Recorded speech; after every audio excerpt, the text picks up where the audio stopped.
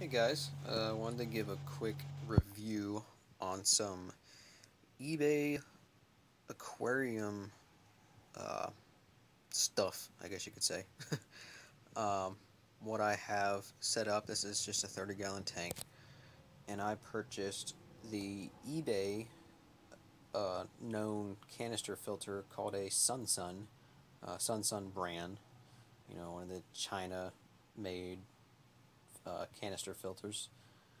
To put on this tank, I had a little hang-on back, and I hate hang-on backs. They're noisy, they're inefficient, and I wanted a canister.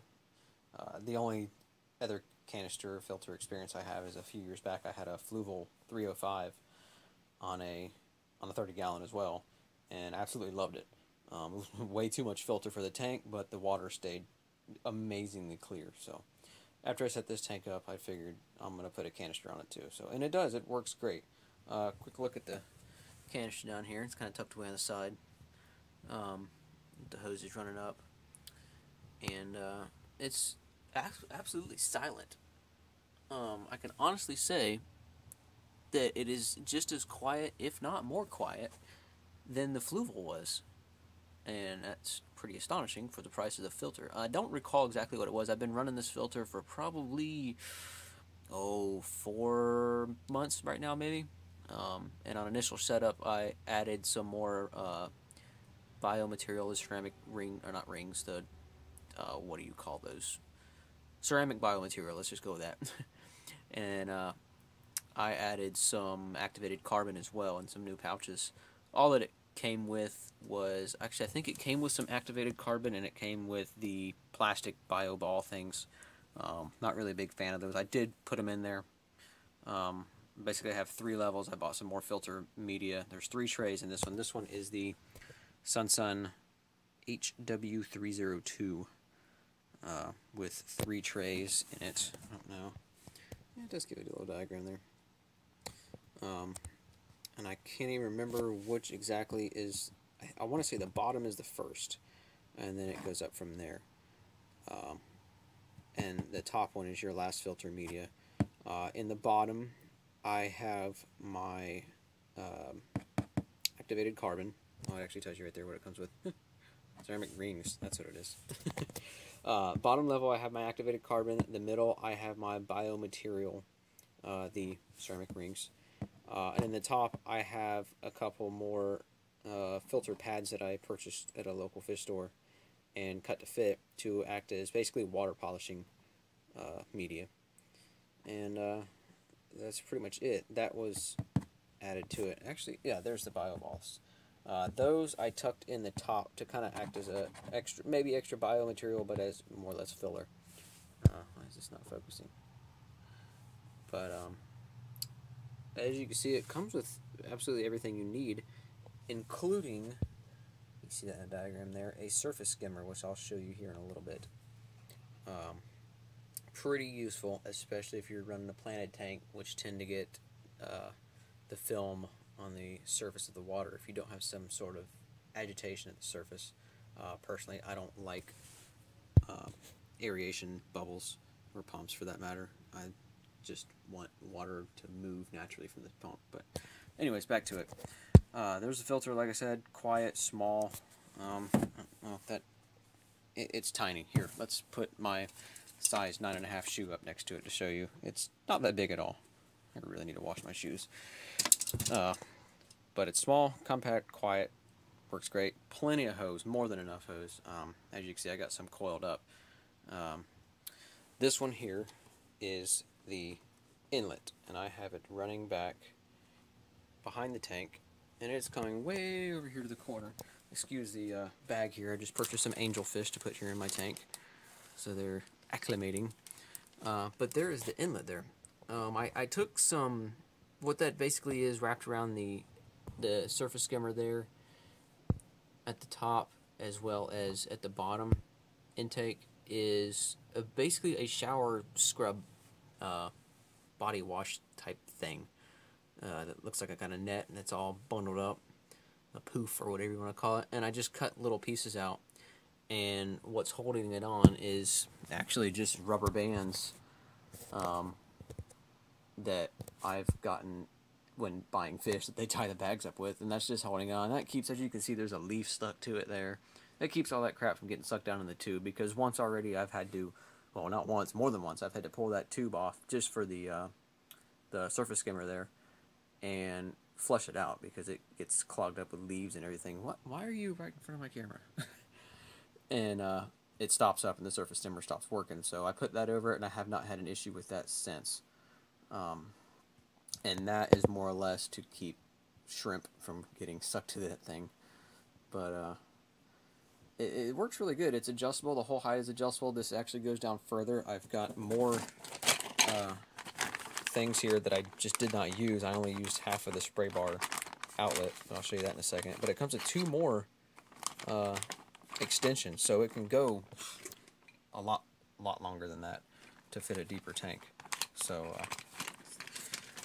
but on the outlet over here, I'm just using one of the 2 spray bars, which personally works really good for me because using the spray bar, you know, both halves, this doesn't, it does flow a good amount of water, but not much.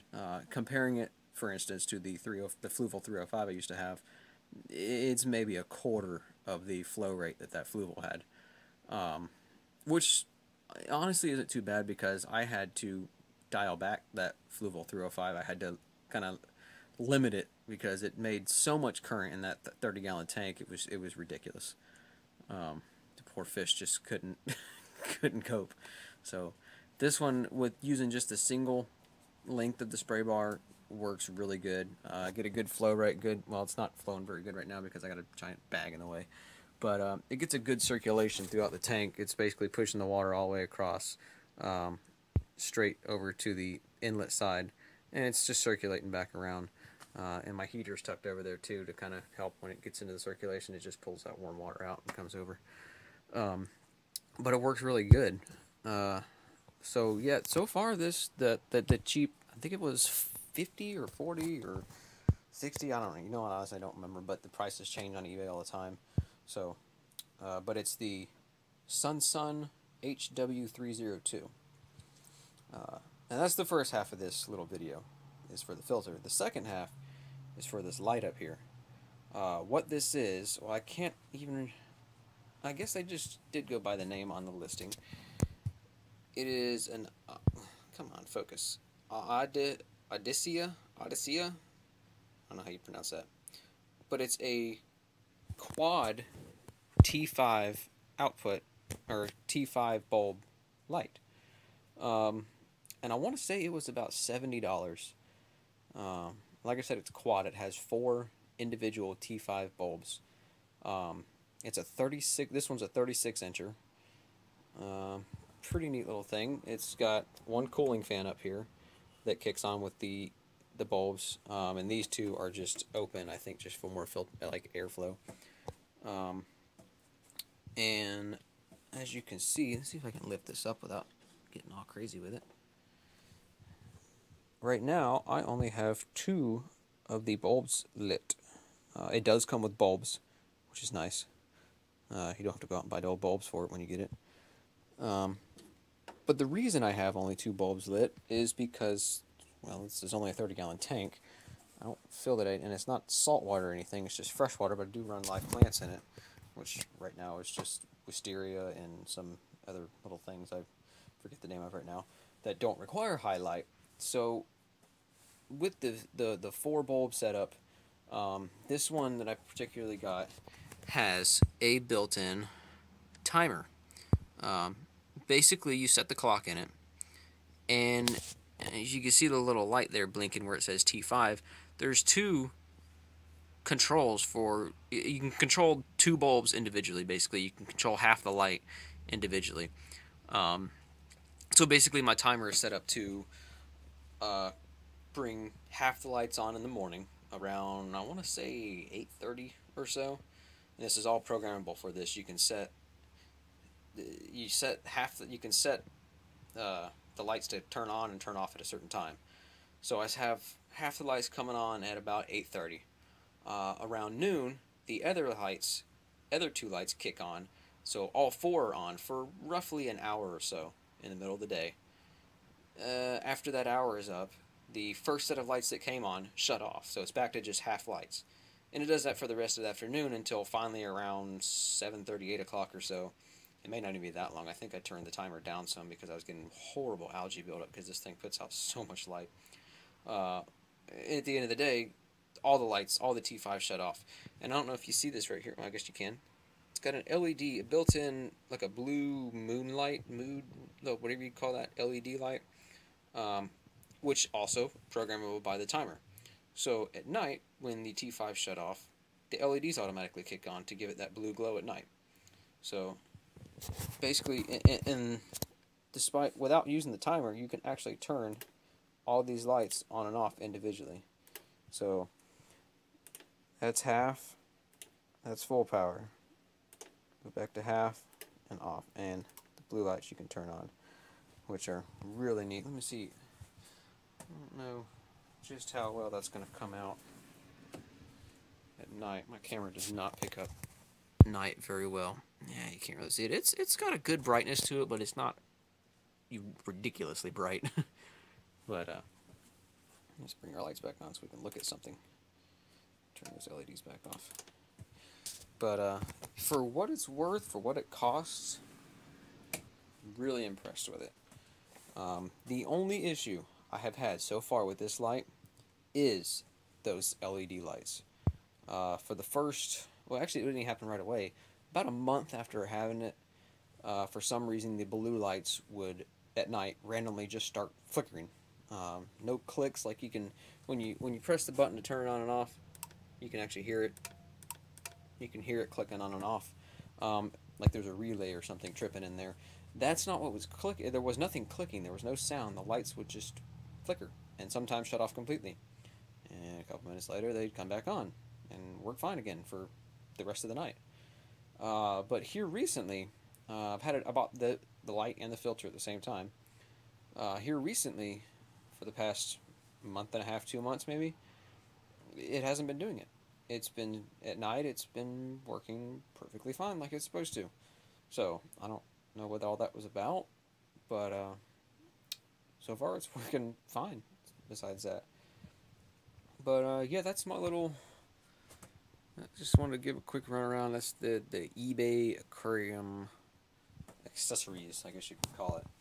I bought here the Sunsun HW-302 canister filter and the Odyssea. I don't know. It's a 36-inch quad T5 light with built-in timer. I went with the built-in timer one because I don't like particularly messing with the timers that you plug into the wall outlet. And I believe, I'm not 100% sure, but I think this is a backup battery in there, which is nice. So if haven't had the power go out since I've had it, but I believe that backup battery keeps the clock set and keeps your programming, your light programming for who knows how long, in case of power outage. So you don't have to reset the clock, you don't have to reset all your program times, all that stuff every time. It saves it. So yeah, hope you find this useful. And to give a quick rundown, like I said, I'll show you what's in the tank. It's just a couple of wisteria plants. Those little guys are some sort of neon yellow tetras, whatever they are, that my girlfriend had. There's a red one over here too. Got a couple mystery snails. This guy just hanging out up here at the top. Three. Why can't I remember the name of them? Siamese algae eaters, true Siamese algae eaters. I had to have the fish store order them because they had all the fake ones. What's the other? The one that sucks on the side of fish once it gets bigger. But Chinese algae eater, that's the one. Yeah, that's the one that people like to get because yeah, when they're young they eat algae, but once they get older they eat fish sides. And then over here, my favorite little one so far until I brought the Angel home today, little blue ram.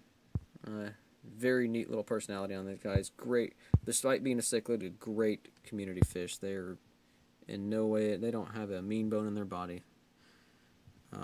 And some were kicking around in here. Well, there he is. There's the albino bristlenose pleco. He doesn't. He's camera shy.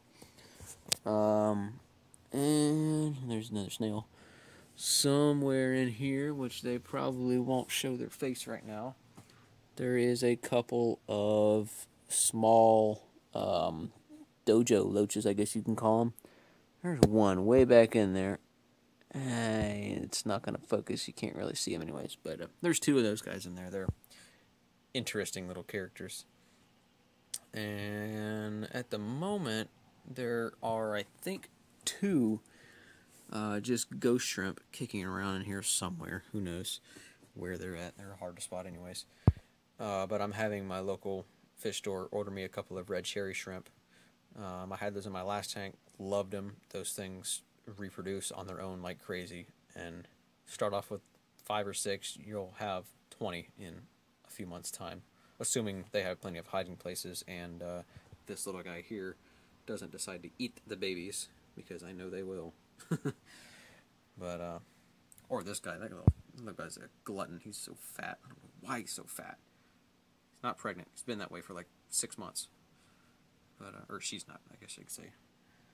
But, I'll show you a quick shot of the angels that I just purchased too, if it'll come up.